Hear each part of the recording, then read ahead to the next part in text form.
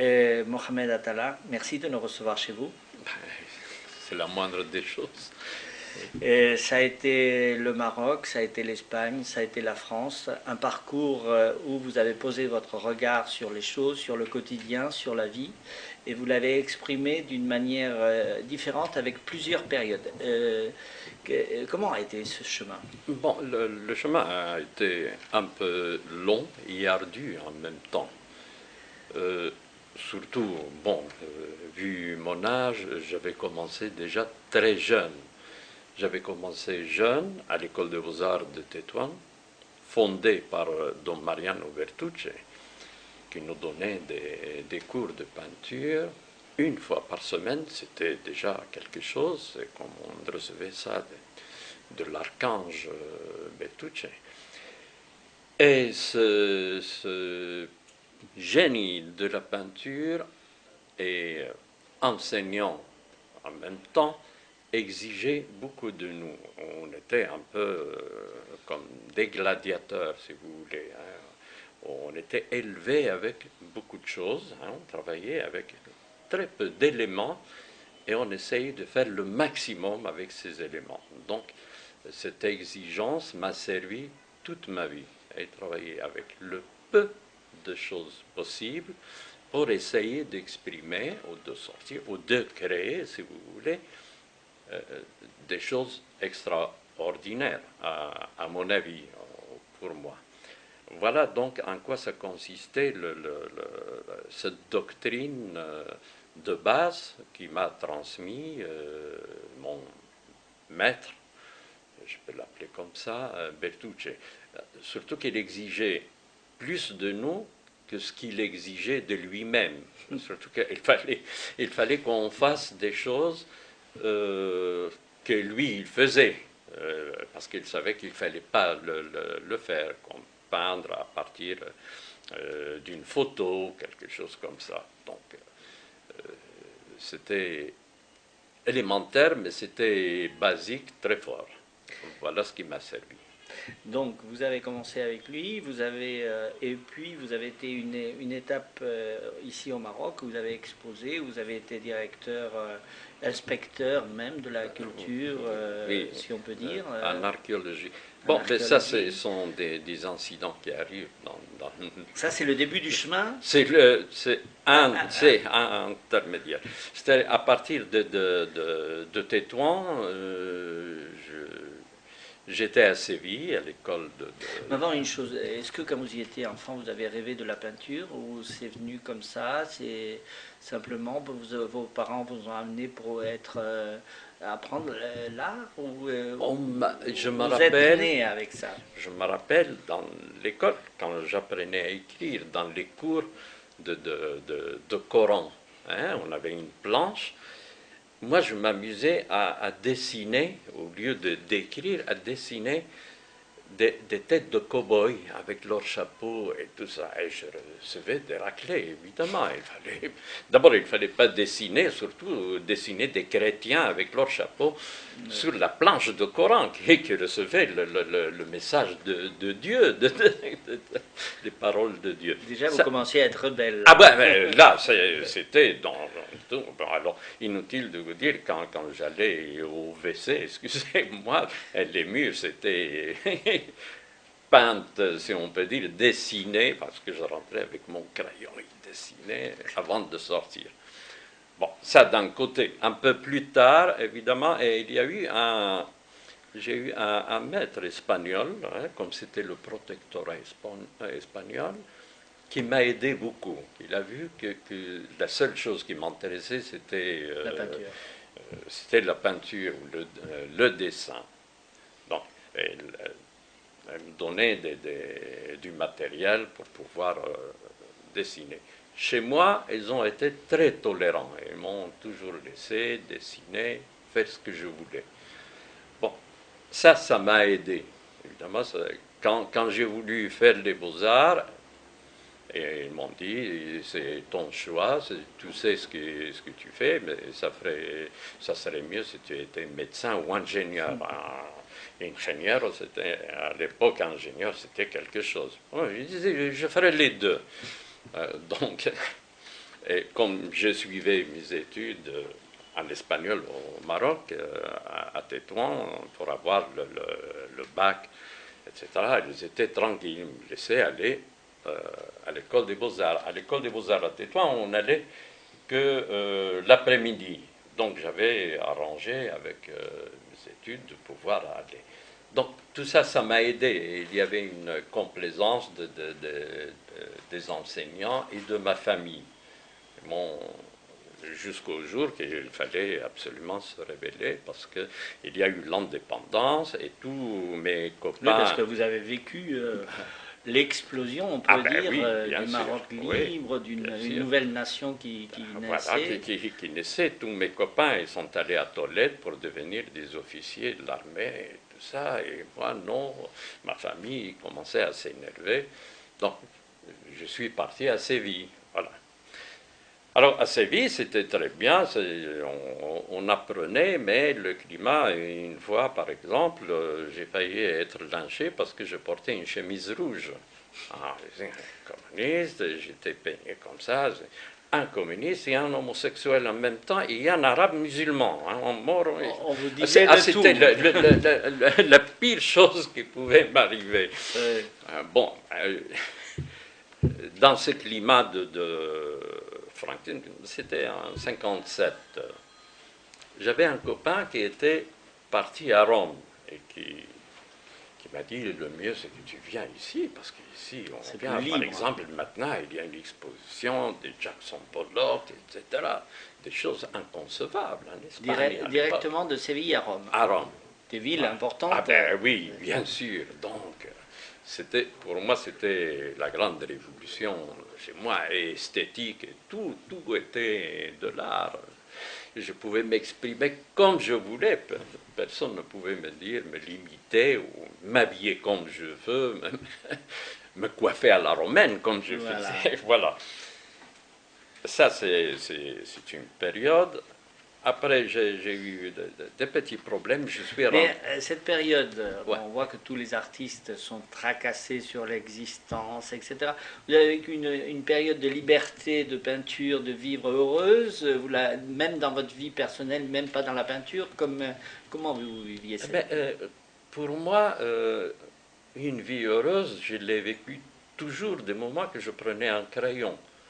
Pour moi, ça c'était la bénédiction. Je peux ne pas manger, hein, je peux dire, bon, je mangerai tout à l'heure, mais dessiner ou faire la peinture, pour moi, c'est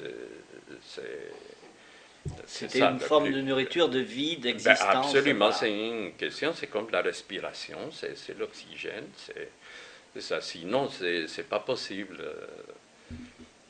Bon, alors, j'ai connu des gens importants à Rome, j'ai vécu une vie formidable.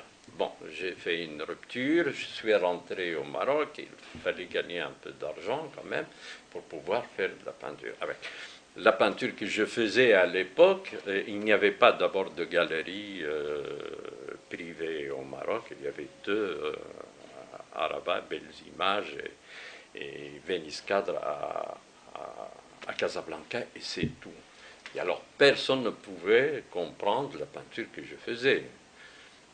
Donc j'étais obligé un tout petit peu de faire de la peinture un peu figurative comme je faisais à l'école à l'époque et vendre pour pouvoir vendre. Donc j'avais quelqu'un ici qui avait un hôtel, s'appelait l'hôtel Genina, qui s'occupait d'encadrer les tableaux, les vendre aux touristes qui venaient. Je vivais comme ça. Mais en même temps, j'ai eu un poste de dessinateur en archéologie dans les monuments historiques.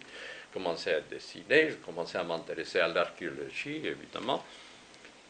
Et à la fin, je suis devenu quelqu'un un peu important en archéologie à cette époque-là, et j'avais Tanger et la zone nord du Maroc, sous Le les Rif. arbres, oui, tout ça. Bon, travailler comme ça, je commençais à m'étouffer. Et on m'a appelé de l'école des beaux-arts de Casablanca, où je suis allé donner des cours. Et là, avec un groupe d'amis qu'on était à l'école des beaux-arts de Tétouan à l'époque, hein, qui sont Sheba et Belei. On avait un peu l'idée de faire une petite révolution, qu'il fallait faire un art sorti, pas une imitation d'un art occidental, mais un peu qu'il ait ses racines dans notre culture arabo-berbère.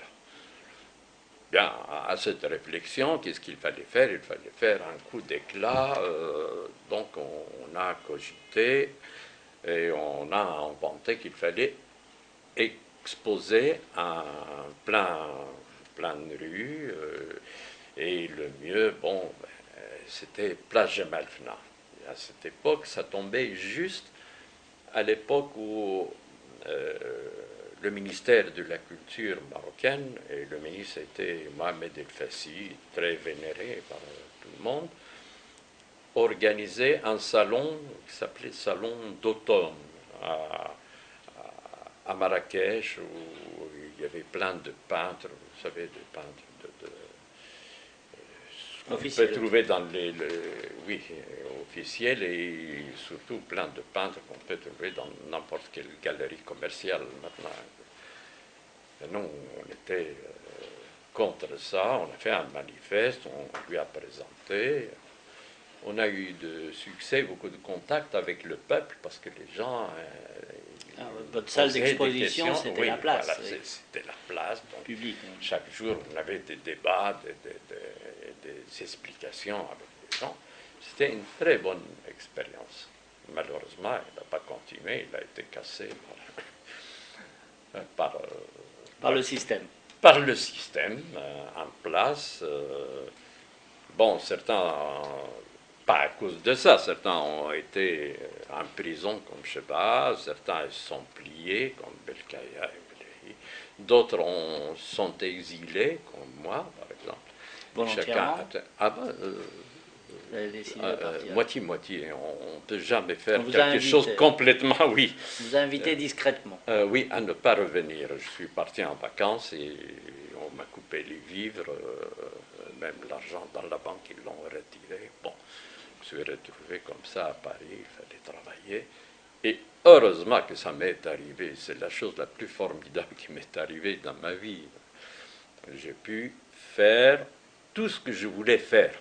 Hein, on m'a donné les moyens, bon, après quelques années, on m'a donné les moyens d'expérimenter l'utopie que je vivais tout le temps. Donc, vous verrez dans mon CV au Facebook tout ce que j'avais fait. Voilà. Et vous devenez professeur aux Beaux-Arts de Caen? Aux Beaux-Arts de Caen. D'abord, j'ai ouvert une petite école privée où il y avait de l'enseignement pour les enfants, parce que presque il n'y avait plus rien à Caen culturel. Et il y avait un monsieur qui avait la maison de la culture, qui est mort, ils l'ont embêté, les Normands, est mort, et c'était un vide culturel. Donc moi j'ai ouvert une espèce d'école, atelier, j'appelais ça atelier de recherche esthétique, où je donnais des cours, ce qui me permettait de vivre, et je faisais des expositions, j'organisais des expositions de gens que j'aimais, dont j'aimais le travail. Une fois par mois, il y avait une exposition, les gens se sont habitués. Et il n'y avait pas, par exemple, des cours pour les enfants, donc je faisais des cours pour les enfants le jour de mercredi où ils sont libres. Et il n'y avait pas de cours pour adultes, pour des gens qui en pré-retraite, par exemple. Je faisais ça aussi. Ils ont trouvé que c'était très bien. Et ils ont commencé à organiser ça à l'école des Beaux-Arts. Et donc, ils ont fait appel à me servir. Et comme ça, je suis entré après avec les élèves permanents, plus les cours périphériques. Vous étiez en contact à ce moment-là avec le Maroc? Il y avait des gens qui vous appelaient? Pas du tout. Vous étiez complètement oublié, on dirait. La seule personne que j'appelais de temps en temps, après son retour d'Amérique, c'était Hamri, le peintre Hamri. parce que c'était un ami, de temps en temps je l'appelais pour savoir comment il va, parce qu'ils m'ont dit qu'il commençait à être malade, etc. C'est tout. Et toutes ces années-là, qui ont été importantes pour vous, puisque vous avez plusieurs Certainement, étapes oui. de forme de vie, mais Oui. aussi dans vos tableaux, non? Il y a ces étapes, il y a l'étape Madrid, il y a l'étape L'étape- Rome. et c'est cette étape-là qui m'a fait réfléchir, évidemment, et comme j'avais de recul par rapport au Maroc, la culture arabo-musulmane et tout ça, et donc je voyais à peu près, à mon avis, ce qu'il fallait faire. Bon, j'exploitais des systèmes euh, que depuis toujours j'avais envie de travailler, mais je n'avais jamais le temps. Donc je suis plus ou moins, si on peut dire, un concepteur, un conceptualiste. Hein. Mais j'invente des systèmes comme des langages. Hein. Langage, et après je passe à un autre langage. Je dis ça, bon, je l'ai, quand j'aurai le temps, je vais le développer. Et à chaque fois, ça s'accumulait, et il y avait donc des étapes différentes. Et après, par manque de temps, je suis arrivé à l'âge de dire, bon, ben, il ne me reste pas longtemps à vivre, il va falloir que je travaille tout ce que j'ai mis derrière. Alors j'ai pris ma retraite anticipée, et je suis venu, je me suis dit, le soleil, je vivais en Normandie, évidemment, un manque de soleil, la pluie tout le temps, maintenant j'ai envie de voir la pluie, j'étais gâté ces jours-là.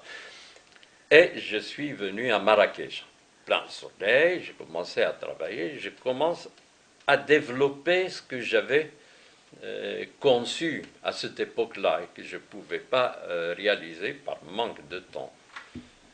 Voilà, stade actuel. Bon, à Marrakech, il y avait trop de soleil. Hein, j'ai eu trop chaud, je suis venu à Tanger parce que c'est la température Alors vous avez dit quelque parfaite. chose d'important qu'on le voit dans vos tableaux, des langages différents pour dire ce que peut-être vous ne pouvez pas dire ouvertement dans Ouvertement, une voilà. Oui, civilisation ou oui, dans une autre. oui. C'est comme Ça, c'est comme lire voilà. entre les lignes. Ou Vous écrire, voyez. parce que là vous écrivez à travers les tableaux Voilà, tout ce que vous voulez exactement. dire Voilà. d'une différente manière. C'est ce qui arrive. Bon, tout ça, c'est un tout petit peu à contre-courant de ce qui se passe, parce que, surtout ici au Maroc, on a l'habitude de voir un tableau et voir ce qu'il dit tout de suite, parce qu'on a des références, tandis que la lecture de mes tableaux, il y a très peu de références pour pouvoir ou déchiffrer ou comprendre ce qui se passe. C'est la liberté, on peut dire, la liberté à travers la peinture, quoi. Exactement. Chercher la liberté à C'est travers pour la ça que peinture. je ne peux pas vivre sans peinture, c'est pas possible. Et prochaine exposition, sûrement.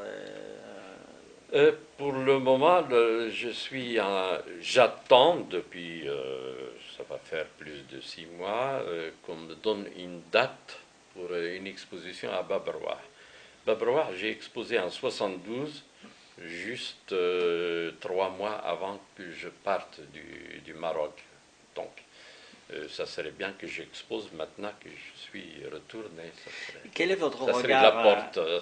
Quel est votre regard sur la situation actuelle de la peinture au Moyen-Orient? Est-ce que vous voyez qu'il y a un grand développement ou est-ce que les peintres sont obligés à utiliser toujours des langages que d'autres manières, s'il y avait une certaine liberté ou une manière de vivre, ils n'utiliseraient pas? Alors, attention, je crois qu'il y a sont deux questions en même temps. Il y a la question de la peinture ou du marché de la peinture.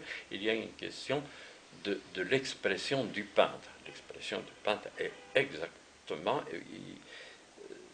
bien limitée dans le monde islamique, surtout avec ce qui se passe maintenant. On doit faire allusion, on peut dire les bons peintres, ils travaillent par métaphore, tout simplement. Ils ne peuvent pas travailler librement et montrer, c'est-à-dire choquer, ils ne peuvent pas. C'est impossible, c'est au risque de leur vie. Ça, c'est... Bon, et il y a le marché de la peinture, il se développe très bien. développe bien dans certains pays, par exemple à Dubaï, etc. À Dubaï, tout se développe bien. Tout se développe bien. Ben, voilà le résultat. Il y a la question du Maroc. La question du Maroc est très difficile. Un galériste doit composer.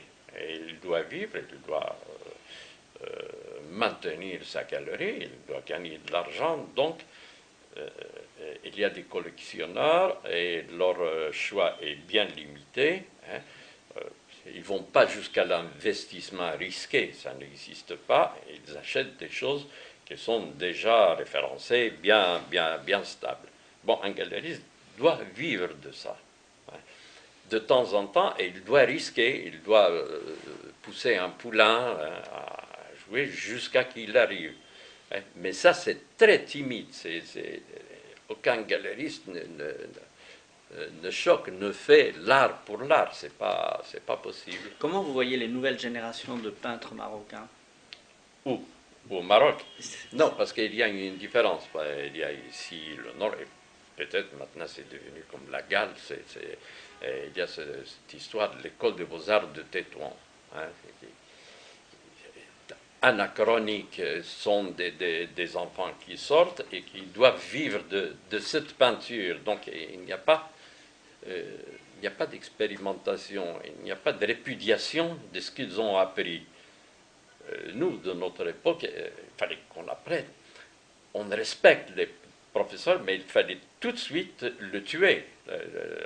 Tuer le père. Ah ben absolument, parce que sinon, comment arriver à sa catégorie, à son stade, si on ne le tue pas. Mais ici, c'est très difficile. Donc, il y a une génération qui font des installations, etc. Mais timide, c'est timide et la plupart du temps, il y a une génération qui travaille avec la vidéo, c'est très louable aussi. Mais il n'y a pas un courant intellectuel qui soutient cette démarche. C'est ça ce qui manque un tout petit peu. Par exemple, vous avez plein de peintres qui n'ont aucun contact avec les écrivains, aucun contact avec les comédiens. À une époque, ici à Tanger, on appelait ça un peu le salon de Tanger, où vous étiez des peintres, des poètes, oui, bien des sûr, écrivains. oui, bien sûr, les comédiens, ça se tient l'un avec l'autre, mais là c'est chacun dans sa alvéole et personne. Isolé. Voilà, et isolé, chacun se croit dans sa tour. Voilà, il n'y avait pas une génération qu'on pourra appeler plus tard la génération des 2000 voilà. ou les. Voilà, parce que ils peuvent arriver à la même expression, que ce soit plastique ou poétique, littéraire. Et c'est la même vision d'un avenir virtuel. Je ne sais pas, mais ça n'existe pas. Vous avez donné avant peut-être la formule du bonheur, c'est une source qui nous maintient toute la vie, une source où, comme la respiration, vous disiez la peinture, c'est donc cette source que vous avez eue dès le début qui a fait que votre vie a été même dans cette souffrance, le bonheur. Ah oui, absolument, mais bien sûr, heureusement d'ailleurs, oui. C'est comme mon parfum. Je ne me chute pas. Comme disent donc les jeunes. Voilà. C'est ma façon de vivre, d'alimenter. Mohamed Atala, merci de nous avoir reçus chez vous. On aura l'occasion de vous suivre à J'espère travers les bien, expos, prochaines expos que vous allez faire. Expo à Paris, non? Pas pour le moment. Non, pas pour le moment. Est-ce qu'il y a de l'aide actuellement du ministère de la Culture marocaine pour, je disais les maîtres, puisque pour vous... Je ne sais absolument rien. Je sais qu'ils ont tout fait pour les immigrés, ceux qui ont passé des années à l'extérieur et qui reviennent, qui veulent revivre au Maroc, mais en ce qui concerne les intellectuels, rien. Parce que c'est quand même Absolument. les intellectuels qui ont fait Tanger, par exemple. Voilà. Ce mystère, ce mystère de Tanger, c'est quand même des écrivains, des peintres qui ont créé ce Tanger formidable. Oui, non, mais vous voyez Quand on pense passé. tout ce qui dépense sur des feuillets, des propagandes touristiques, Mhm. quand un Ah peintre, oui. un Mais moi, écrivain je dis, ferait mon mieux. cas, par exemple, c'est, je ne sais pas, certaines fois, on peut devenir complètement paranoïaque, dire il y a un complot. Mais je sais que c'est pas un complot, évidemment. On va le voir, on va le voir. Oui, non, mais il On vaut mieux continuera. terminer sur une note plus optimiste. Merci beaucoup. De rien.